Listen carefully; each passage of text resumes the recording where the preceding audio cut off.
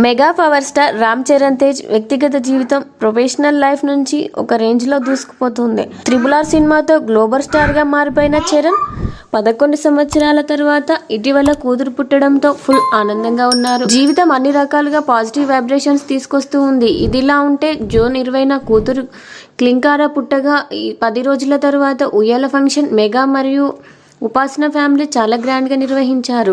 అయితే కూతురు పుట్టిన నేపథ్యంలో ఫస్ట్ టైం ఉపాసన తన పుట్టింటికి వెళ్లిన క్రమంలో మొదటిసారి తల్లి ఇంటికి వచ్చిన మనవరాలికి ఉపాసన తల్లి శోభన కామినేని భారీ ఎత్తున స్వాగతం పలికిందంట.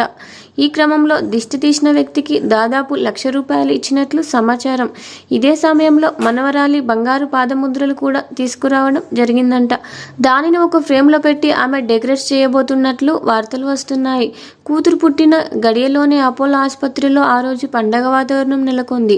ఆ సమయంలో తీసిన వీడియో ఇప్పటికీ ఇంకా సోషల్ మీడియాలో వైరల్ అవుతుంది.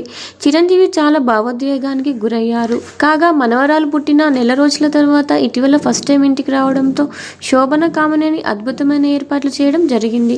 వాస్తవానికి చరణ్ కూతురికి పెట్టిన పేరును ఉపాసనకి పెట్టాలని అప్పట్లో భావించారంట. కానీ పరిస్థితులు అనుకూలించకపోవడంతో అదే పేరు తన కూతురికి ఉపాసన పెట్టడంతో శోభన కామినేని చాలా సంతోషంగా ఫీల్ అయ్యారు. వీడియో నచ్చితే వీడియోకి లైక్ ఇవ్వండి. ఇలాంటి వీడియోస్ కోసం సబ్స్క్రైబ్ చేసుకోండి. Thank you.